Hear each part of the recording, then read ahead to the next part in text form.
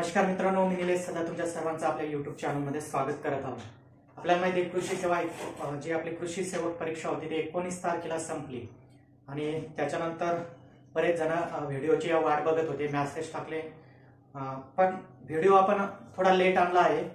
पण जी मी तुम्हाला आकडेवारी देणार आहे किंवा माझ्याकडे ज्या तुमच्या क्युरी होत्या त्या सगळ्या आजच्या व्हिडिओमध्ये मी क्लिअर करणार आहे. ओके, आपण आजच्या व्हिडिओमध्ये काय काय बघणार आहोत. सगळ्यात प्रथम पेपर कसा होता थोडक्यात डिस्कशन्स करणार आहे. त्याच्यानंतर शिफ्ट, ज्या वेगवेगळ्या शिफ्ट होत्या, कट ऑफ नॉर्मलायझेशन होईल का नाही याच्याबाबत बिन शंका होती, रिझल्ट केव्हा लागेल आणि वेटिंग लिस्ट ची मर्यादा काय असते, ह्या सगळ्या गोष्टी मी आज बोलणार आहोत तुमच्यासोबत. ओके, तर सगळ्यात प्रथम आपल्याला माहिती आहे की कृषी सेवा परीक्षेसाठी पर्टिक्युलर सिलेबस दिला होता. म्हणजे पेपर कसा होता याबद्दल मी बोलत आहे. सिलेबस दिल्यानंतर त्या सिलेबसनुसार जे काही वेगवेगळे क्लासेस असतील या क्लासेसनं तो सिलेबसनुसार ते कव्हर केलेला घेतला आहे. पण पेपर ऐन टायमावर जर आपण बघितला तर त्याच्यातले जवळपास आपल्याला 20-25 प्रश्न जे जवळपास 20 प्रश्न जे दिसतात ते थोडे त्यांनी एक प्रकारचे आपण काय म्हणू की सरळ नाहीत विचारले. त्यांनी अलग लक्षात सरळ सरळ नाही विचारले, थोडं फिरून म्हणून आपण ते प्रश्न विचारलेले आहेत. आणि तुम्हाला एक गोष्ट सांगत आहे की आपल्या ज्यावेळेस त्यांनी आपल्याला ते ऍडव्हर्टाइजमेंट टाकलेली होती की त्यावेळेस त्यांनी सांगितलं होतं की जी काठिण्य पातळी आहे म्हणजे पेपर कसा राहील तर पेपर 50% सिंपल, 30% तुमचा मीडियम आणि 20% टफ असा पेपर राहील. म्हणजे आपल्याला 60 पैकी जर 30 प्रश्न 35 प्रश्न जर आपल्याला दिसत असतील सिंपलचे तर ते प्रश्न अपेक्षितच होतं. कारण जर आपण 60 प्रश्नाच्या जर आपण जर 50% काढले तर त्याचे 30 प्रश्न होतात. ओके, तर ते प्रश्न दिसलेले आहेत. पण याच्यावर एक बाजू जर आपण बघितलं तर जे डिप्लोमाचे स्टुडंट वगैरे होते की डिप्लोमाच्या स्टुडंटला थोडं या 30 प्रश्नामध्ये सुद्धा प्रॉब्लेम आलेला आहे. म्हणजे प्रॉब्लेम म्हणजे की त्यांना 30 प्रश्नामध्ये सुद्धा थोडं काही कठीण प्रश्न गेलेले आहेत. आणि सिलेबसनुसार आपण केलंय, सगळ्यांनी केलं आणि तेच अपेक्षित होतं. जसं आता विकास योजना झाल्या, आपण 3 व्हिडिओ टाकला, एकही प्रश्न एक फक्त जे शेवटच्या आय थिंक ते आपण KVKचा एक व्हिडिओ मी टाकला होता. तर एका शिफ्टला विचारलेला होता की KVK कोणत्या संस्थेअंतर्गत सर्वात जास्त आहेत. तर मी तो जो एक शेवटचा व्हिडिओ टाकला होता तर त्याच्यात मी सांगितलं सुद्धा होतं की ज्या ICRच्या ज्या KVK आहेत, जे ऍग्रिकल्चर युनिव्हर्सिटीच्या अंतर्गत आहेत, काही ICR अंतर्गत आहेत, काही NGOच्या आहेत, काही सेंट्रल ऍग्रिकल्चर युनिव्हर्सिटीच्या अंतर्गत आहेत. म्हणजे अपेक्षित नव्हतं, पण मी ते व्हिडिओमध्ये सांगितलं होतं. ज्यांनी बघितलं असेल त्यांनी ते सॉल्व्ह केलं. अलग लक्षात. तर असे प्रश्न विचारले होते. म्हणजे प्रश्न आपण बघितलं काही जे 20% त्यांनी सांगितलं होते टफ प्रश्न तर तेही होते. फॉर एक्झाम्पल प्रधानमंत्री गरीब कल्याण योजना याच्यावर शिफ्ट फर्स्ट 2000 म्हणजे 16ची जी काही पहिली शिफ्ट होती त्याच्यात एक प्रश्न होता प्रधानमंत्री गरीब कल्याण योजना. आता हे सिलेबसला दिलं नव्हतं, काही नाहीये. पण जनरल जर तुमचं नॉलेज तुम्ही आता जर पेपर वगैरे वाचत तर 100% 2020ला ती झालेली होती, कोरोनाच्या काळात ती चालू केलेली होती. हे एक लॉजिक होतं. असे बरेचसे प्रश्न जे आहेत तर ते आलेले होते.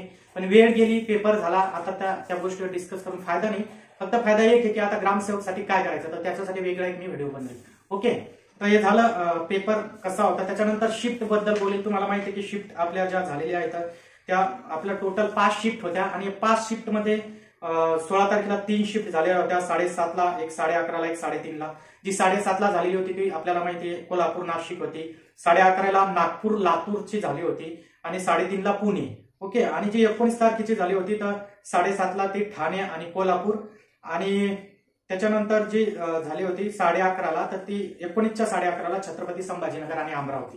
म्हणजे इथं जे काही तुमचं कोल्हापूर आहे तर कोल्हापूरची 16ला ही मुलं होते आणि 19ला जे आलेले असतील ते त्या शिफ्टमध्ये होते. ओके, या शिफ्ट झालेल्या आहेत. आणि आता काही डिस्कशन झालं की बाबा सर काही शिफ्टचा पेपर सोपा होता, कठीण होता, याच्यावर सुद्धा मी बोलणार आहे.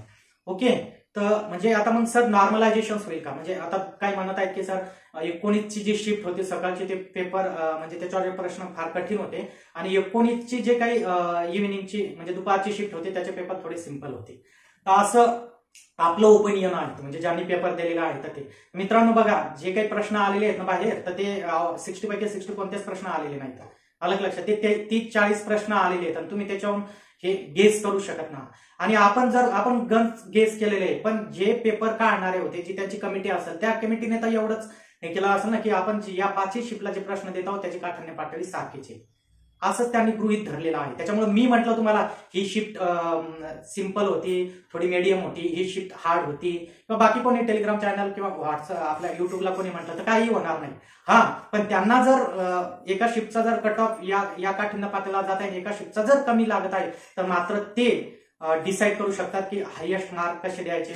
कारण तुम्ही हे ऐकलं नसेल मी, त्याच्यामुळे व्हिडिओ लेट आणला आहे, कारण का स्पेसिफिक सगळी माहिती घेऊन आलेलो. अलग लक्षात. तुम्ही ऍडव्हर्टाइजमेंट बघा आणि ऍडव्हर्टाइजमेंटमध्ये .14 आणि .15 वाचा. अलग लक्षात. त्याच्यात त्यांनी सांगितलेलं आहे मित्रांनो, आपण त्याला नॉर्मलायझेशन नाही म्हणू. अलग लक्षात. त्याच्यात त्यांनी सांगितलं आहे .15 मध्ये काय सांगितलेलं आहे, 15 मध्ये 15.2 आहे. मी त्याच्यामुळे सांगत आहे की व्हिडिओ का लेट आणलाय, की मी सगळी माहिती घेऊन आलो. असंच नाही की दुसऱ्याच दिवशी व्हिडिओ टाकून काही तुम्हाला माहिती जी पुरेपूर नसल ती माहिती नाही, तर जी तुम्हाला पुरेपूर माहितीच मी देत आहे इथं. तर बघा 15.2चा त्याच्यात एक मुद्दा आहे. ज्यावेळेस आपली ऍडव्हर्टाइजमेंट आली होती त्या मुद्द्यामध्ये त्यांनी सांगितले की परीक्षा एकापेक्षा जास्त सत्रामध्ये घेण्यात आली असल्यास, त्यांना सांगितलं की जर परीक्षा ही एकापेक्षा जास्त सत्रामध्ये घेण्यात आलेली असल्यास वरील प्रमाणे, म्हणजे पॉईंट नंबर 14 मध्ये त्यांनी सांगितलेलं होतं, वरील प्रमाणे उमेदवाराने संपादित केलेले अंतिम गुण, म्हणजे उमेदवाराने ज्यांनी त्याला अंतिम जे गुण भेटले विविध सत्रामधील, म्हणजे जे वेगवेगळ्या शिफ्ट झाले या सत्रामधील वापरल्या जाणाऱ्या चाचणीमधील डिफिकल्टी लेवल काय होती, पातळी विचारात घेऊन विविध सत्रांमधील गुण समायोजित करून समतुल्य करण्यात येतील. हा मुद्दा त्यांनी गुण पद्धती पॉईंट नंबर 15 बघून घ्या. हे कोणी व्हिडिओमध्ये सांगितलेलं नसेल, म्हणूनच मी तुम्हाला सांगत आहे की हे ऍडव्हर्टाइजमेंट बघायला गरजेचं आहे. .15.2 मध्ये सांगितलंय त्यांनी की अडचण पातळी म्हणजे डिफिकल्टी लेवल त्याची काय आहे हे विचारात घेऊन विविध सत्रांमधील गुण समायोजित करून समतुल्य करण्यात येतील, असं त्यांनी 15.2 मध्ये सांगितलेले आहे. आणि 14 मध्ये इतर अटी, हा एक त्यांनी आपला ऍडव्हर्टाइजमेंट मध्ये तुम्ही बघून घ्या. त्याच्यात वाटल्यास आपला टेलिग्राम चॅनल आहे, मी या टेलिग्राम चॅनलला सुद्धा हे टाकत आहोत. अलग लक्षात. तर टेलिग्राम चॅनल तुम्ही जॉईन करून घ्या, त्याच्यात मी हे पॉईंट टाकत आहोत. ओके. त्याच्यात असं सुद्धा सांगितलं. 14 मध्ये काय सांगितलं बघा त्यांनी, 14 मध्ये सांगितलं की आता परीक्षा एकापेक्षा जास्त सत्रामध्ये घेतल्यास, 14.3चा सांगत आहे, परीक्षा एकापेक्षा जास्त सत्रामध्ये घेतल्यास विविध सत्रांमधील वापरल्या जाणाऱ्या चाचणींमधील अडचणी पातळी म्हणजे डिफिकल्टी लेवल विचारात घेऊन विविध सत्रांमधील गुण हे समायोजित करून समतुल्य करण्यात येतील. परीक्षा केंद्राची परीक्षा म्हणजे एखादी परीक्षा समजा फॉर एक्झाम्पल आता एखाद्या याची घेत आहे, समजा आपण आता कोल्हापूरचा विचार केलेला आहे, त्याचे मॅक्झिमम तिथं फॉर्म आले असल्यास तिथं जर त्यांना 2 शिफ्ट घ्यायचं काम पडत आहे, तर मग त्यांनी सांगितलं की परीक्षा केंद्राची किंवा परीक्षा केंद्रावरील नोडची क्षमता कमी असल्यास किंवा कोणत्याही केंद्रावर किंवा कोणत्याही उमेदवारासाठी काही तांत्रिक व्यत्यय आल्यास अशा केंद्रावर एकापेक्षा जास्त सत्र आयोजित केल्या जाऊ शकतात. तर म्हणजे जर एखाद्या पेपरला खरंच जर डिफिकल्टी लेवल असेल तर मात्र ते त्यांनी सांगितलं पाहिजे. हे मी नाही सांगत आहे, तर हे या पॉईंट मध्ये दिलेलं आहे मित्रांनो, तुम्ही ते बघून घ्या. मी टेलिग्रामलाही टाकत आहे. अलग लक्षात. त्याच्यात त्यांना सांगितलंय जर एखाद्याचं खरंच डिफिकल्टी लेवल असेल तर ते मे बी करू शकतात. अलग लक्षात. ते करू शकतात, हे आपल्या हातात काहीच नाहीये डिफिकल्टी लेवल असलं तर. हा तुमचा पॉईंट नॉर्मलायझेशन बद्दल म्हणू आपण, किंवा इथं नॉर्मलायझेशन तसं शब्द वापरला नाहीये, ज्या TCS सारख्या 200च्या समोर देणं तसा काही शब्द इथं वापरला नाही.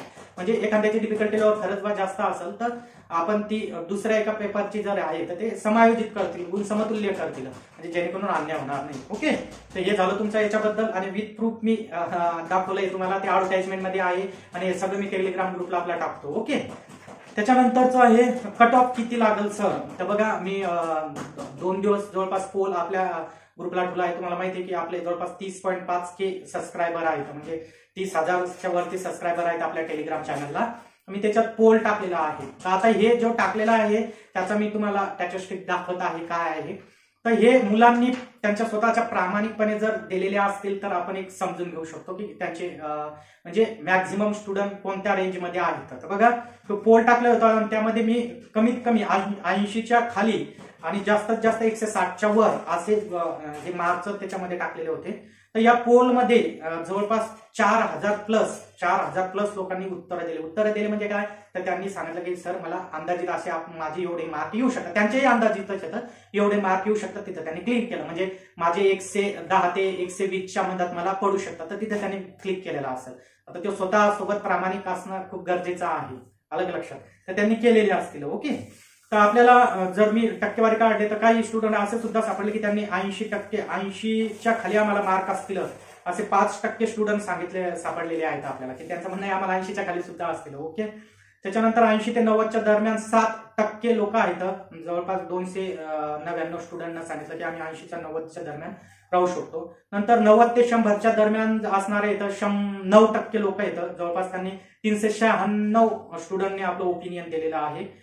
100 ते 120च्या दरम्यान जे येतं ते सगळ्यात हायेस्ट सापडले 20%. ज्यांनी 100 ते 120च्या दरम्यान जे येतं ते 20% स्टुडंट सापडलेले आहेत. जवळपास 867 लोकांनी, म्हणजे आजच्या 1 वाजेपर्यंत मी ते पोलचा सगळा व्ह्यू घेतलेला आहे, 867 लोकांनी सांगितलेले आहेत की जे 100 ते 120 मध्ये आम्हाला मार्क आहेत. त्याच्यानंतर 120 ते 30च्या दरम्यान नंतर 18% लोकांनी सांगितलं, ते जवळपास 819 स्टुडंटनी सांगितलं की आम्हाला 120 ते 130च्या दरम्यान मार्क पडू शकतात.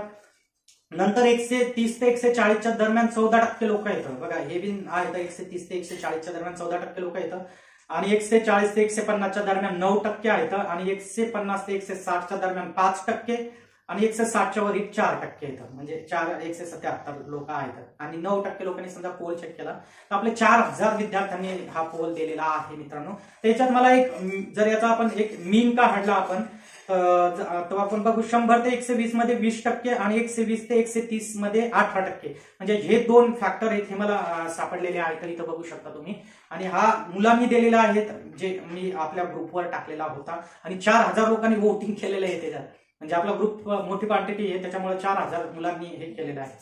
मग याच्यावरून काय की सर कट ऑफ काय राहू शकतो. आता बघा कट ऑफ म्हणजे एक हायेस्ट पातळी नसते, किंवा जे हायेस्ट की 140 150, तर बरोबर आहे की काही ना राहू शकतो की एक, आता हे विभाग येतं वेगवेगळे, आणि विभागावाईज हा कट ऑफ फरक पडणार आहे 4-4, 5-5 मार्काचा, 6-6 मार्काचा. फॉर एक्झाम्पल तुम्हाला उदाहरण देतो, 2019 मध्ये 118 वाला EWS वाला याला सिलेक्ट झालेला आहे, कशाला, नागपूर डिव्हिजनला. आणि अमरावतीला 123-24 वाले सुद्धा वेटिंगला राहिले. अलग लक्षात, 118 वाला EWS ला नागपूरला त्याचं सिलेक्शन झालं EWS वाला, पण 118 EWS म्हणून किंवा SCBC म्हणून त्यावेळेस, आणि 123-24 वाले, जवळपास 123 वाले EWS ला अमरावतीला वेटिंग होते, आणि अमरावतीमध्ये ती वेटिंगही क्लिअर केलेली नव्हती. ओके, म्हणजे असा फरक पडणार आहे. आता कट ऑफ काय लागेल तर जनरली, म्हणजे हे अंदाजितच आहे की मी म्हणत आहे हाच लागेल असं नाही, तर मी याच प्रेडिक्शन देऊन तुम्हाला सांगत आहे. हायेस्ट असू शकतो, हो हायेस्ट 145 असेल, पण ते मुलं किती असतील, 4-5 मुलं असतील, एकाला 155 असतील, काहीला 155 बिन असतील, काहीला अलग अलग, पण ते क्वांटिटी 2-3 मुलं असतील. त्याच्यानंतर लगेच खाली रँक तुम्हाला दिसल, म्हणजे 130, 140, काही 140 वर दिसतील लगेच. पण हे जे समजा काही 140 वरही दिसतील, काही 155 वरही दिसतील, पण ही क्वांटिटी भरपूर नाहीये. हे 2-3 मुलं, 4-5 मुलं असे ही क्वांटिटी असू शकते. आणि हे सगळे विभागले गेलेले आहेत, म्हणजे विभागले म्हणजे आपल्याला माहिती आहे आपले वेगवेगळे जे काही कृषी संचालक विभाग आहेत त्यानुसार वेगवेगळ्या ठिकाणी पसरतील, एकाच ठिकाणी नाही. विशेष अजून हे एक महत्वाचं आहे, अलग लक्षात. त्याच्यामुळे या सगळ्या गोष्टीचा विचार केला आपण तर जो काही कट ऑफ राहील समजा, तर तो कास्ट SC ST आपण म्हणू ते 115-20 पर्यंतही खाली जाऊ शकते. आणि वरी जर आपण जनरल विचार केला वेगवेगळ्या विभागानुसार, तर तुम्ही 130-35 असाही जाऊ शकतो. आणि प्रकल्पग्रस्त असेल, माजी सैनिक असेल, त्याचा अजूनही खाली जाऊ शकतो, अलग लक्षात. आता माजी सैनिक मध्ये बघा ना तुम्ही, त्यांना एवढी टफ लेवलची पातळी नाही हे करता येणार, अलग लक्षात. तर ते एक मुद्दा याच्यात आहे. तर जवळपास असा पद्धतीने आपला कट ऑफ लागू शकतो. तुम्ही जास्त याच्यावर आता विचार नका. आता काही स्टुडंटना सांगत आहेत की मला पर्सनली कॉल आले किंवा त्यांनी सांगितलं सर माझे 140 येत आहेत, 150 येत आहेत किंवा 120 येतं, असे बरेचसे काही सांगत आहेत. समजा मी त्यांना एक सांगतो की तुम्ही तुमच्या मताने काढलेला आहे अंदाज आहे, पण IBPS नसतं. फॉर एक्झाम्पल आता तुम्ही जर उत्तर दिलेलं असेल, आता एखादा प्रश्न विचारला असेल आणि तुम्ही तुम्हाला वाटत आहे हो ते उत्तर योग्य आहे, पण IBPS ला नाही वाटू शकत, अलग लक्षात. म्हणजे फॉर एक्झाम्पल आता एका स्टुडंटने मला सांगितलं की सर ऑइल सीड जे क्रॉप आहे जे फायबरसाठी आणि तुमच्या ऑइल सीड म्हणून युज केला जाते, म्हणजे तेल आणि फायबर म्हणून युज केला जातो, ते सनफ्लॉवर सांगू लागलं. अरे बा सनफ्लॉवर थोडा लीन सीड आज न जवळ लीन सीडचा जवसाचा दिलेला आहे, आणि आपल्या टेस्ट सिरीज मध्ये ऍज इट इज मी टाकलेला प्रश्न येतो, अलग लक्षात. म्हणजे बरेचसे असे 3-4 प्रश्न तरी जे होतात जे तुम्हाला वाटते बरोबर आहे, पण IBPS ला काय वाटते त्याच्यावर आहे, कारण IBPS तुम्हाला आन्सर सीट रिस्पॉन्स शीट काही देत नाही, डायरेक्ट रिझल्ट लागते. त्याच्यामुळे 4-5 यानं तुम्ही कमीच राहू द्या, अलग लक्षात. चांगले आले तर ठीकच आहे. तर हे झालं तुमचं रिझल्ट बद्दल. आता अजून एक हे की सिलेबस आणि वेटिंग लिस्ट बद्दल मी बोलील. बघा आता याच्यामध्ये काय होणार आहे, आता भरपूर साऱ्या परीक्षा चालू आहेत, काही परीक्षा अशा आहेत ज्याला एनी ग्रॅज्युएशन आहेत. फॉर एक्झाम्पल तलाठी. आता आपले बरेचसे कृषी बांधव 4000 पैकी नाही म्हटलं तरी 200-300 तलाठी तर होणारच, म्हणजे मॅक्झिमम असू द्या. पण तेवढे जर तलाठी झाले तर ते कृषी सेवक जॉईन करतील का? नाहीत करणार. ते काय करतील? तलाठीला. आता विस्तार कृषी अधिकाऱ्याचा निकाल लागलेला आहे. विस्तार कृषी अधिकारीमध्ये बी जे टॉप येतं, जे लागले तर ते कृषी सेवक जॉईन करतील का? नाही. पण त्याचं नाव कृषी सेवक मध्ये राहील, कारण त्यांचा अभ्यास आहे म्हणून आज ते त्या तिथं लागलेले आहेत. म्हणजे याचा अर्थ काय की ते कृषी सेवक मध्ये त्यांनी परीक्षा दिली आहे, ते त्याच्यात आहेत आणि ते लागणार. पण काय? ते लागणार पण ते जॉईन नाही करणार. अलग लक्षात. त्याच्यामुळं त्याच्यानंतर तुमची आता एक वनरक्षकची भरती आहे. काय वर्दीचा क्रेज असते, तर ते म्हणते जाऊ दे कुठे कृषी सेवक करायचं, आपली वनरक्षक लागलेला बरं. म्हणजे असे जर आपण जवळपास जर स्टुडंट काढले तर 400-500 स्टुडंट, जे जवळपास 300 पकडू आपण, की जे ऑलरेडी कृषी सेवकच्या लिस्टमध्ये नाव लागतील पण त्याचं कुठेतरी सिलेक्शन झालेलं राहील आणि ते तिकडे प्रिफेअर करतील. अलग लक्षात. म्हणून हे एक वेटिंग लिस्ट जे लागल. आता वेटिंग लिस्टची मर्यादा काय असते तर हे सुद्धा सांगतो तुम्हाला. वेटिंग लिस्टची मर्यादा हे ते ऍडव्हर्टाइजमेंट मध्येच दिलेले आहे, वाचून बघा. म्हणून मी लेट बनवलंय पण माहिती व्यवस्थित देत आहे तुम्हाला. वेटिंग लिस्ट जर आपण बघितलं तर वेटिंग लिस्टचा जो पिरियड असतो तो 1 वर्ष असतो मित्रांनो. आता काही विभाग इथं तत्पर आहेत. फॉर एक्झाम्पल मी नागपूर विभागाला खरंच विशेष मानेल, ते वेटिंग लिस्ट क्लिअर करण्यासाठी एकदम तत्पर असते. पण जर अमरावती विभाग झाला, अजून काही विभाग येतात की ते वेटिंग लिस्ट त्यांनी क्लिअर केली नाही असतील, त्याच्या टेक्निकल किंवा बाकीचे काही कारण असतील. पण त्याच्यासाठी जे काही रिझल्ट लागल तर त्याच्यानंतर जे काही वेटिंग लिस्ट लागतं त्या वेटिंग लिस्टसाठी स्वतः विद्यार्थ्यांना तिथं धडपड करावं लागेल, तुम्हाला लेटर पाठवावं लागेल, तेव्हा कुठं ते क्लिअर होईल मित्रांनो. हा, तर ही गोष्टही तुम्ही लक्षात घ्यायची आहे. वेटिंग लिस्टसाठी तुम्हालाच प्रयत्न करायचा आहे. तर अशा पद्धतीने आपण हे करू शकतो. जे काही तुमचे पेपर संदर्भात असतील किंवा वेटिंग लिस्टच्या संदर्भात असतील तर हे वेगवेगळे हे दिलेले येतं याच्यानुसार. तर हे झालं तुमचा कट ऑफ. हा, आणि लास्ट पॉईंट की रिझल्ट केव्हा लागेल सर. तर बघा, रिझल्ट जर यांना लावायचा असेल तर आपल्याला माहिती आहे समोर निवडणुका आहेत. मार्च पासून लोकसभेच्या आचारसंहिता लागू शकतात. त्याच्यामुळे यायचा प्रयत्न राहील की सर्व रिझल्ट आहेत तर हे मार्चच्या आधी, म्हणजे आचारसंहिता लागायच्या आधी कसे लावता येतील. त्याच्यामुळे मे बी फेब्रुवारी मंथ पकडा, त्याच्या आत आपल्याला रिझल्ट लागू शकतो. आता हे सगळं मी तुम्हाला एक अंदाजे सांगत आहोत, कारण हे अंदाज कसा आहे तर समोरचे सिच्युएशन्स पाहून तुम्हाला सांगत आहोत. तर अशा पद्धतीनं आजच्या जेव्हा व्हिडिओमध्ये मिनिमम कोणी होप्स सोडू नका. ज्याचे 120 असतील ते सुद्धा कॅटेगरी वगैरे मध्ये असतील तर होप सोडू नका. आणि एक अनुभव घ्या की आपण याच्यात चुकलो काय, बरोबर आहे. आता टेस्ट सिरीज मध्ये बी मी सांगत आहे, माझा मोठेपणा नाहीये, पण मी जे काढलेले प्रश्न त्याच्यावर आता एक वेगळा व्हिडिओ टाकणार आहे. जे काही क्वेश्चन्स आलेले आहेत आणि माझ्या टेस्ट मधले आलेले प्रश्न 5 ऑप्शन्स दिले आणि एक जो प्रश्न म्हणजे तुमचं रिझनिंग होतं ते तर ऍज इट इज उतरलंय 5 मार्कासाठी.